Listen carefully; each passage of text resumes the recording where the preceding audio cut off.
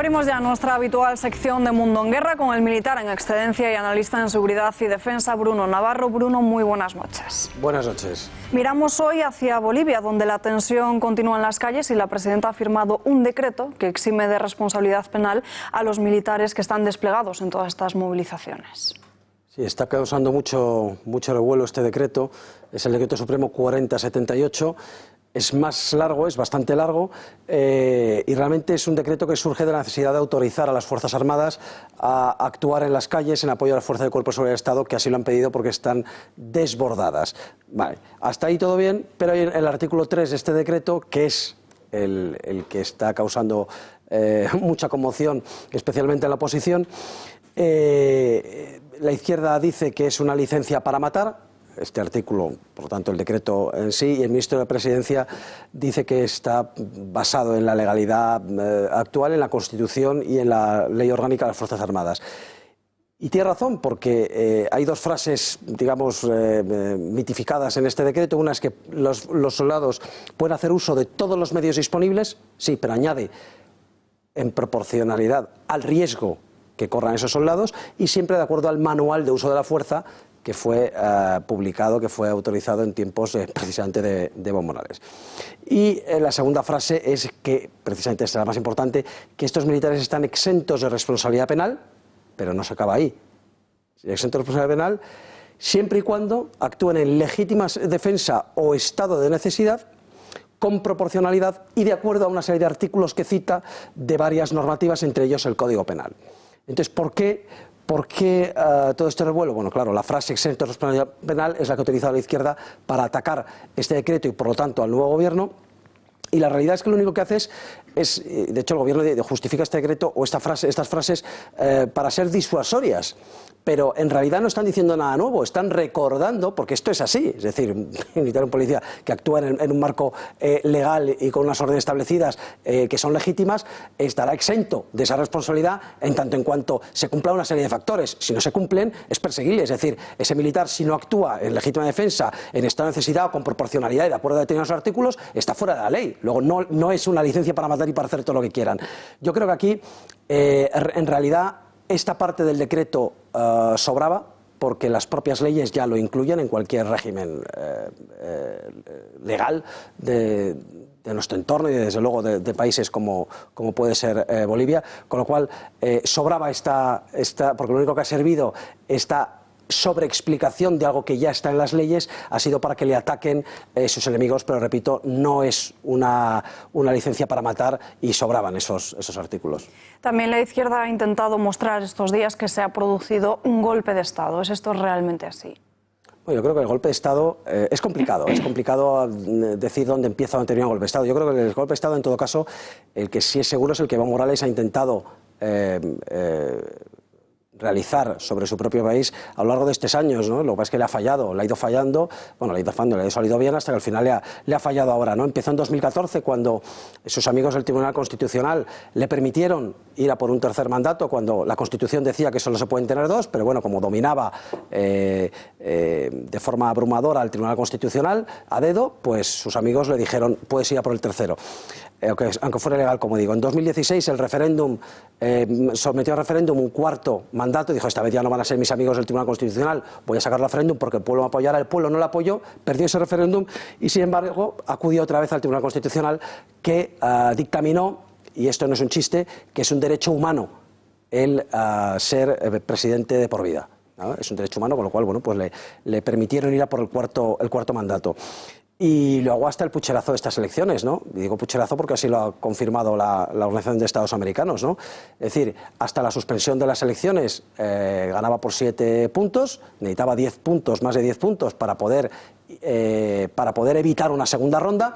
Y yo, sorpresa, a las 24 horas cuando se reinician las elecciones, lleva ya un 10%, ¿no? Entonces esto ya fueron, entonces la gente sale a la calle, han sido las manifestaciones en esas horas, en ese día, mayores que ha tenido, más grandes, más masivas que ha tenido en toda su historia que se conozca Bolivia.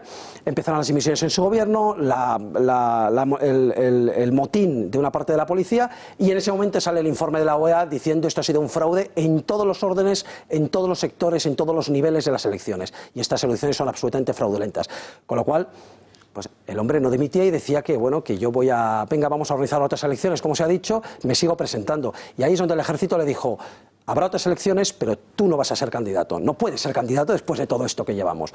Pero no hay un golpe de Estado, le dijo: tú no vas a ser candidato, te recomendamos que no vayas. Efectivamente, es una recomendación que te hace el ejército, pues normalmente en estos países, en estos tiempos, la tienes en cuenta. Pero no pusieron un gobierno, hubo un vacío de gobierno durante 2 días, hasta que se cubrió. No fue el ejército quien asumió el rol de, como otros días, ¿no?, de garantizar la seguridad y luego pone a uno de los suyos. No, el gobierno se quitó, nunca se puso, de hecho, no es que se pusiera y se quitara, es que simplemente le dijo a Evo Morales que él no podía ser candidato dadas las circunstancias. Ya está. Si esto lo consideran golpe de Estado, adelante.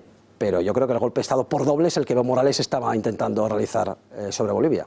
¿Estaba Bolivia a punto de convertirse en Venezuela?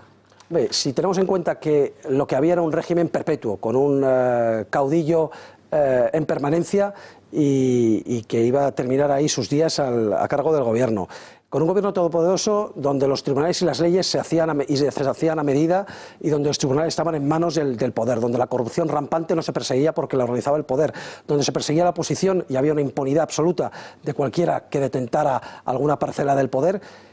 Eso es lo que hoy definimos Venezuela, pero es que es exactamente lo que estaba ocurriendo en Bolivia. Luego yo, más que si esto nos estaba llevando a Bolivia hacia una Venezuela, más bien yo creo que ya habían llegado.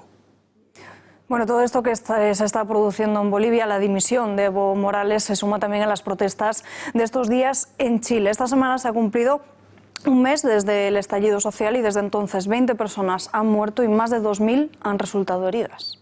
Sí, aquí la diferencia con estas protestas yo las compararía más con las que pueden estar teniendo regularmente o recientemente en Irán, como en estos momentos también están ocurriendo, ¿no?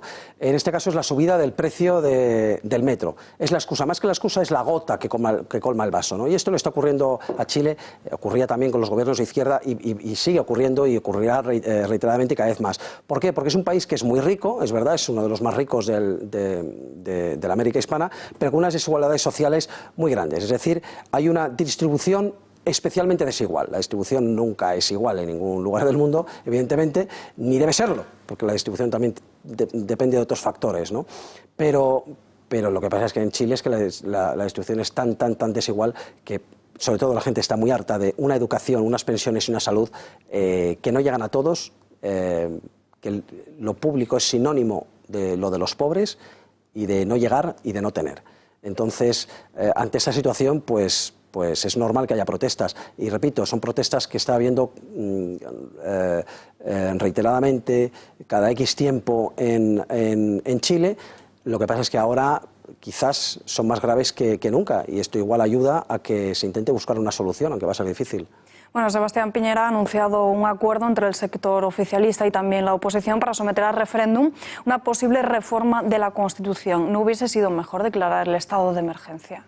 Bueno, de hecho lo declaró al principio, lo declaró en octubre, lo retiró al poco tiempo. El 12 de noviembre, la semana pasada, estuvo a punto de declararlo de nuevo, y lo ha confesado, que estuvo a punto, y a última hora lo que decidió fue un refuerzo de los carabineros, de las fuerzas del orden público, en vez de activar el estado de emergencia, que para que el público lo entienda, el estado de emergencia, cada país es distinto en este momento, lo que significa en Chile el estado de emergencia, una de las cosas es el ejército a la calle, que es lo que ocurrió en octubre y lo que ha evitado en noviembre.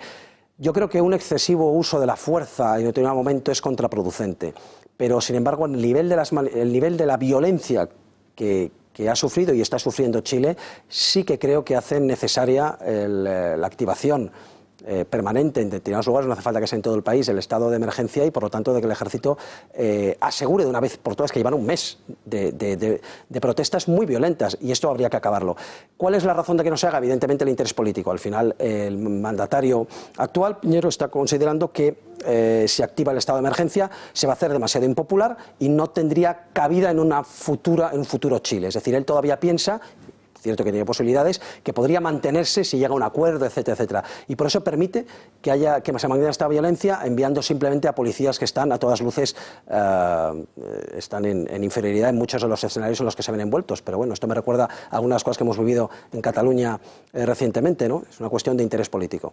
¿Pero este acuerdo va a lograr que esas protestas en las calles se terminen? Lo dudo mucho. El acuerdo, es verdad que principalmente se habla de modificación de la Constitución, modificarán la Constitución, pero al final lo que hay es una desigualdad social. La Constitución no puede entrar en eso. Sí, podrá decir cosas muy bonitas y tal, pero no va a entrar de lleno, que es en la redistribución de la riqueza o en crear una sociedad, o en crear un Estado, o en crear, digamos que, activar una economía en la cual todos los ciudadanos, entre las gallinas que entran, las gallinas que salen, los impuestos, etcétera, los ciudadanos se sientan representados y sientan que tienen lo que merecen conforme a lo que están trabajando y lo que están dando, y eso no lo va a cambiar la modificación de la Constitución.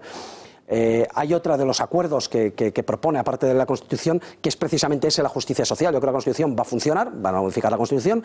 Creo que otro acuerdo, que es el de la violencia, contra la violencia y por la paz, también va a funcionar. Al final van a llegar todos al acuerdo de que la gente a sus casas y se termina la violencia por ahora, pero yo creo que donde van a fracasar, desgraciadamente, y ojalá no sea así, pero yo no le veo mucha salida, es en la justicia social, que es la tercera justicia. Hablan de justicia, pero no penal, hablan de justicia social, que es la tercera pata, y yo creo que ahí es donde no van a poder llegar a un acuerdo y sobre todo no van a poder modificar la situación del país, que es realmente grave, económica y socialmente.